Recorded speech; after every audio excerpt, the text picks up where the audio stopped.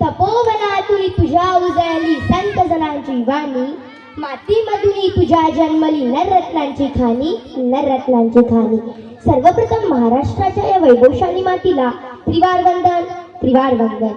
राजमाताची जाऊ संपूर्ण जगाला जिंकण्याचे सामर्थ्य असलेले छत्रपती संभाजी महाराज घटनेचे शिल्पकार म्हणजे डॉक्टर बाबासाहेब आंबेडकर आणि संपूर्ण जगाचे आदर्श आणि माझे आराध्य छत्रपती शिवाजी महाराज या सर्वांना माझ्या मानाचा मुद्रा, मानाचा मुद्रा, मानाचा मुद्रा.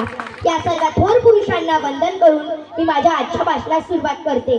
सन्माननीय व्यासपीठ, वंदनीय गुरुजन वर्ग, तसेच मंचावर उपस्थित आपल्या हातोल्या गावचे सरपंच आणि मला सतत प्रोत्साहन देणारे असे संतोष काका सुरडकर, तसेच माननीय पोलीस पाटील आणि आपल्या सर्वांचे लाडके असे माझे संतोष नाना जाधव आणि शिवरायांच्या समस्त मावळ्यांना शिवजयंतीच्या हार्दिक शुभेच्छा. सह्याद्रीच्या कुशीत एक हिरा चमकला, सह्याद्रीच्या कुशीत एक हिरा चमकला, भगवा टिळा चंदनाचा शिवनेरीवर प्रकटला, हाती घेऊन तलवार शत्रूवर गरजला, महाराष्ट्रात असा एक राजा होऊन गेला, महाराष्ट्रात असा एक राजा होऊन गेला. शिवरायांच्या मावळ्यांनो, आपण सर्वांना शिवरायांविषयी बरेच काही माहीत आहे, पण ते अपूर्ण आणि नियोजनबद्ध बदललेले आहे. तर ती माहिती योग्य करण्याचा माझा आजचा प्रयत्न तुम्ही सर्वांनी नीटपणे समजून घ्यावा ही माझी विनंती. मी विनंती करता करता मला प्रश्न सुद्धा विचारायचा आहे.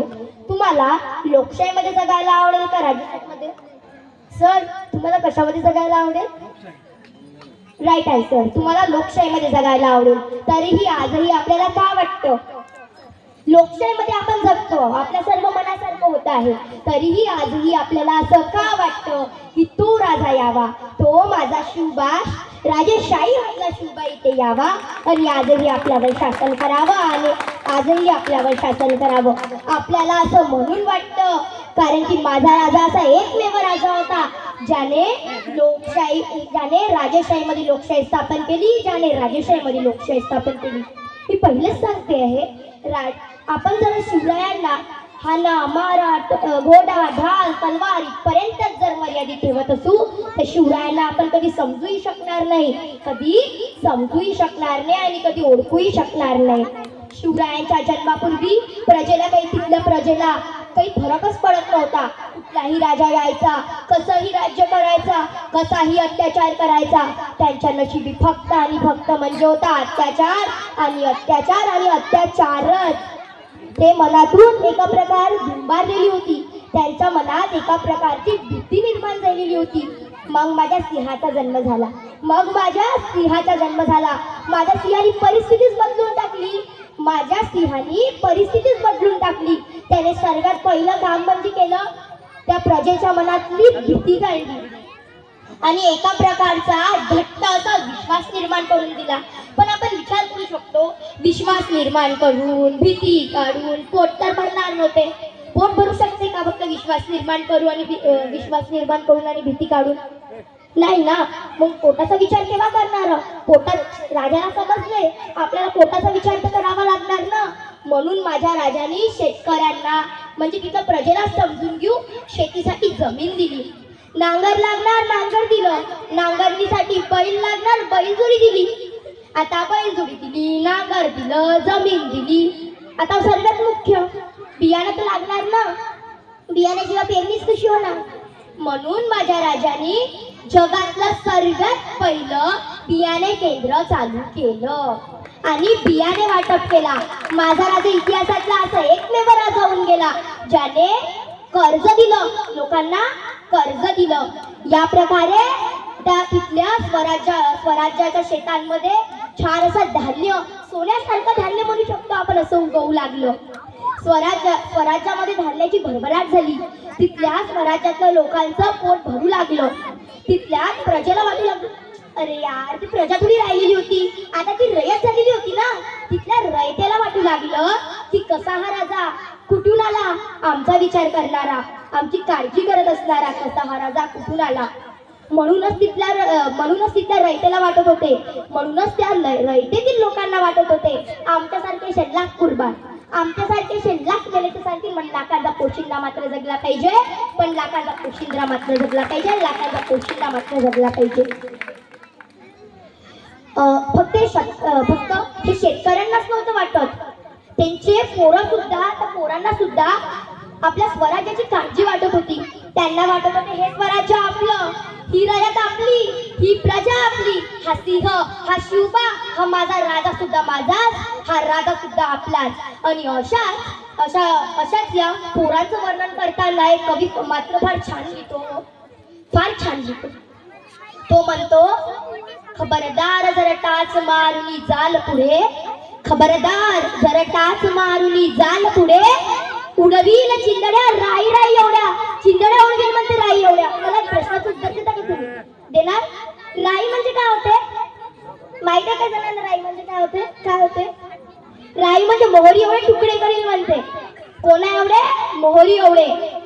त्याचं वय असेल माझ्या एवढं असेल त्याचं अगदी वय. आजही आपण मनातून भिंबारतो, कोणा मोठ्या माणसासोबत जर बोलायचं असेल ना तर थरथर कापत बोलतो.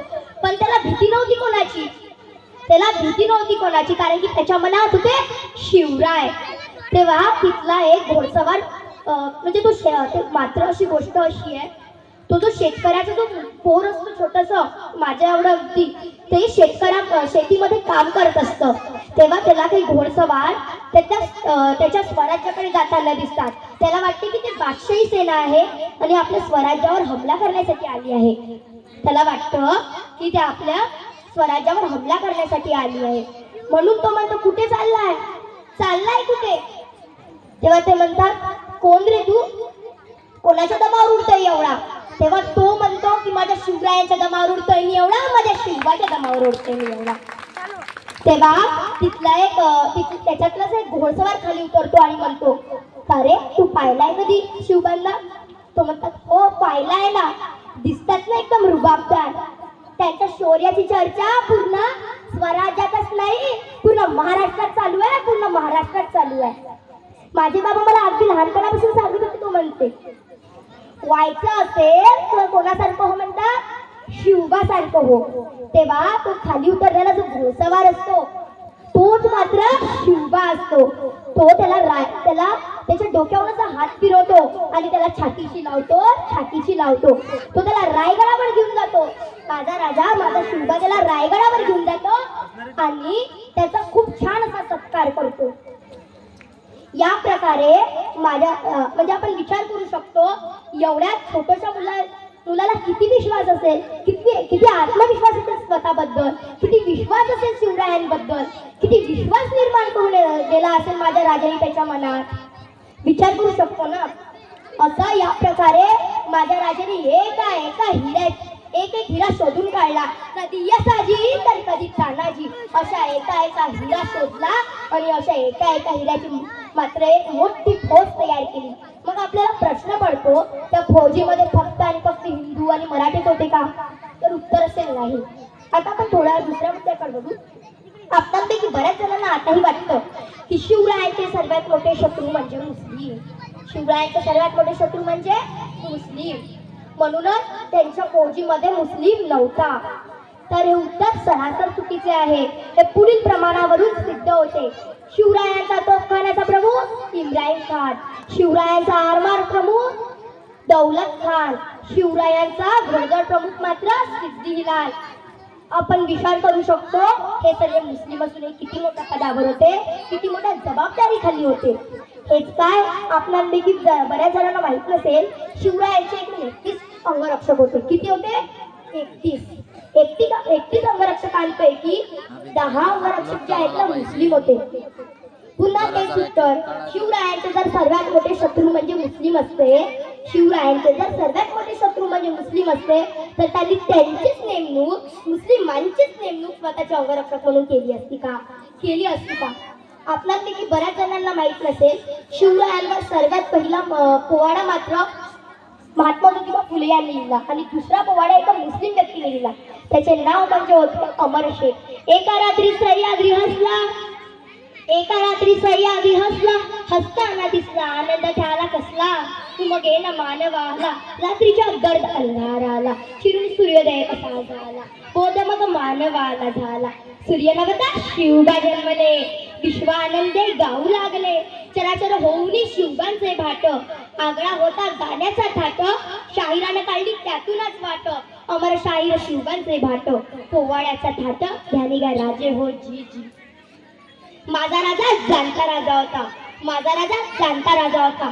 सामान्यांना शिवाजीने मोठे केले, सामान्यांना शिवाजीने मोठे केले, मग सामान्यांनी शिवाजीला मोठे केले. दोघांनी मिळून खूप मोठे कार्य केले. सामान्य लोक जेव्हा चांगला विचार स्वीकारतात तेव्हा तीच एक शक्ती होते, तीच एक शक्ती होते आणि ती शक्ती सामान्यांकडून असामान्य कार्य करून घेते, सामान्यांकडून असामान्य कार्य करून घेते. सामान्यांच्या सहकार्याखेरीज आणि सहभागाखेरीज इतिहासातील असामान्य काम शक्य नव्हे, शक्य नव्हे. माझ्या राजाच्या स्वराज्यामध्ये सर्व जाती धर्मांना समान अधिकार होता, सर्व जाती धर्मांना समान अधिकार होता. हे पुढील प्रसंगावरून सिद्ध होते. रायगडाची बांधवणूक करण्यात आली. काय करण्यात आली? रायगडाची बांधवणूक करण्यात आली. रायगडाची बांधवणूक करण्यात आली तेव्हा हिंदूंसाठी मात्र जगदीश्वराचे मंदिर बांधले. तेव्हा माझ्या राजाने विचारले, हे राहिले हिंदूंसाठी जगदीश्वराचे मंदिर, पण माझ्या मुस्लिम बांधवांसाठी ईदगाह कुठे आहे, ईदगाह कुठे आहे? तेव्हा उत्तर मिळालं, नाही बांधल्या हो, नाही बांधल्या अजून ईदगाह. तेव्हा माझा राजा रायगडावर गेला आणि म्हटलं, हे रायगडाच्या समोरची जमीन, इथे ईदगाह बांधण्याचा आदेश देण्यात यावा, इथे ईदगाह बांधण्यात यावी. आजपासूनच काम चालू करा. मग प्रश्न पडतो, आपण सर्वांना हे प्रसंग का सांगण्यात येत नाही? आपण सर्वांच्या समक्ष म्हणजे आज शिवजयंती आहे या निमित्ताने समोर येऊ राहिलं, पण आपल्याला कसं का सांगण्यात येत नाही? हे प्रसंग मात्र का सांगण्यात येत नाही? असं का सांगण्यात येतं? आपल्यामध्ये असं का रुंजविण्यात येतं की मराठ्यांचे सर्वात मोठे शत्रू म्हणजे मुस्लिम? तर उत्तर असेल, मराठ्यांना मुस्लिमांविरुद्ध उभे करणे, मराठ्यांना मुस्लिमांविरुद्ध उभे करणे. मी आधीच बोलते. शिवरायांना जर आपण हाना मारा तोडा ढाल तलवार घोडा इथपर्यंत जर मर्यादित ठेवत असू तर शिवरायांना आपण कधी समजूही शकणार नाही आणि कधी ओळखूही शकणार नाही. काय? कधी समजूही शकणार नाही आणि कधी ओळखूही शकणार नाही. आपणांपैकी बरेच जण म्हणतात की शिवरायांना भवानी तलवारी भवानी मातेने दिलेली होती, पण असे कुठे पुरावे आहेत की भवानी मातेने दिली होती म्हणून? हे साफ चुकीचे आहे. भोळ्या भावड्या जनतेला आणि अर्धवट शिकलेल्यांना सुद्धा शिवरायाच्या यशाचं एक कारण म्हणून पुन्हा पुन्हा सांगून त्यांच्या दिमागामध्ये फिक्स करण्यात आलं. काय म्हणतात आपल्या भाषेमध्ये? फिक्स करण्यात आलं की शिवराय म्हणून यशस्वी झाले कारण की भवानी माता त्यांच्या पाठीशी होत्या, त्यांना भवानी माता प्रसन्न होत्या आणि तिनेच त्यांना तलवार दिली आणि तिनेच त्याला तलवार दिली. थोडा मुद्द्याकडे वळता का प्लीज? आपण आताही असं म्हणतो, आपण विचार करू शकतो, भवानी माता जर शिवरायांना तलवार देऊ शकते, शिवरायांना जर भवानी माता तलवार देऊ शकते तर सुछू मंतर करून गायबही करू शकते त्यांच्या सर्व शत्रूंना. पण असं केल्याचे कुठं म्हणजे पुरावे सापडलेले आहेत का? तर असं होऊ शकते का? मी सांगतो त्याच्या मागची पूर्ण हिस्ट्री काय आहे. शिवरायांनी त्यांच्या तलवारीचे नाव भवानी तलवार म्हणून ठेवले कारण शिवराय भवानी मातेचे खूप मोठे भक्त, म्हणूनच त्यांनी त्यांच्या तलवारीचे नाव हे भवानी तलवार असे ठेवले. ही तलवार मेड इन पोर्तुगाल अशी होती, हे संशोधनामधून सिद्ध झाले आहे. मग प्रश्न पडतो, आपण सर्वांना हा इतिहास का सांगितला जात नाही? आपल्याला असं का सांगितलं जाते की शिवरायांना भवानी माता प्रसन्न होत्या आणि तिनेच त्यांना तलवार दिली होती म्हणून? तर याचं योग्य उत्तर म्हणजे असेल, शिवरायांच्या शौर्याला दुय्यम सिद्ध करून शिवरायांच्या शौर्याला दुय्यम सिद्ध करून दैवी शक्तीला प्राधान्य मिळवून देणे. माझा राजा हिंदू धर्म पाळणारा होता, पण त्याची धर्मश्रद्धा ही अंधळी मात्र नव्हती. शिवकालीन हिंदू धर्मामध्ये आणि पेशवाईकालीन हिंदू धर्मामध्ये खूप फरक आहे. शिवकालीन हिंदू धर्मामध्ये शिवरायांनी अस्पृश्य आणि महार यांना किल्लेदार केले, पण पेशवाईत मात्र त्यांच्यावर अत्याचारच करण्यात आला. या सर्वांची माननीय घटनापतींना माहिती होती. म्हणूनच ते सदैव त्यांच्या मार्गावर चालत होते. कोणाच्या? शिवरायांच्या मार्गावर चालत होते. आणि म्हणूनच ते त्यांच्या पत्राची जी सुरुवात आहे ना, ते जय शिवरायाने करायचे. ते जय शिवरायाने करायचे. आपण विचार करू शकतो, घटनापती म्हणजे कोण? डॉक्टर बाबासाहेब आंबेडकर म्हणजे कोण? ज्यांची महानता अगदी गगनाला भिडली आहे. ते तोच व्यक्ती ज्याची मानता गगनाला भिडली एवढी आहे, तो जर त्यांच्या पत्राची सुरुवात जय शिवरायाने करत असेल तर काय मानता असेल माझ्या शिवरायांची? काय मानता असेल? काय उंची असेल माझ्या शिवरायांची? काय मानता असेल माझ्या शिवरायांची? घटनापती डॉक्टर बाबासाहेब आंबेडकर शिवरायांच्या स्वराज्याला डोळ्याचा समोर ठेवून एक स्टेटमेंट देतात एका जागी. जागाचं नाव तर मला माहित नाही, पण स्टेटमेंट काय आहे ते सांगू शकते, तर मी काय ऐका. ते म्हणतात की मला राज्यघटना लिहिताना जास्त त्रास सोसावा लागला नाही. मला राज्यघटना लिहिताना जास्त त्रास सोसावा लागला नाही, कारण शिवाजी महाराजांचं स्वराज्य माझ्या डोळ्यासमोर होतं. माझ्या डोळ्यासमोर होतं. आपण विचार करू शकतो, जगातली सर्वात मोठी राज्यघटना जर लिहिणारा जर व्यक्ती असा बोलतोय, तर 350 वर्ष अगोदरचं माझ्या राजाचं स्वराज्य कसं असेल? माझ्या राजाचं स्वराज्य कसं असेल? जसं की मी भाषणाच्या आधीच बोलली होती, आपण सर्वांना शिवरायांविषयी भरपूर माहिती उपलब्ध आहे आपल्याजवळ, पण ती अपूर्ण आणि नियोजनबद्ध बदललेली आहे. तर ही माहिती खरी माहिती समजून घेणे व समजून घेतलेली माहिती दुसऱ्यांपर्यंत पोहोचवण्याचे कार्य करणे, आपण आपल्या सोप्या भाषेत म्हणू की समजून देणे, हे आपल्या सर्वांचे कर्तव्य आहे. तर चला आजपासूनच सुरू करूयात. सागराचे पाणी कधी आटणार नाही. मावलीची माया कधी फुटणार नाही. हे जन्म काय हजारो जन्म झाले तरी उपकार शिवरायांचे कधी फुटणार नाही. शेवटी मान्यवराने मला इथे बोलण्याची संधी दिली, त्याबद्दल मी त्यांची खूप खूप आभारी.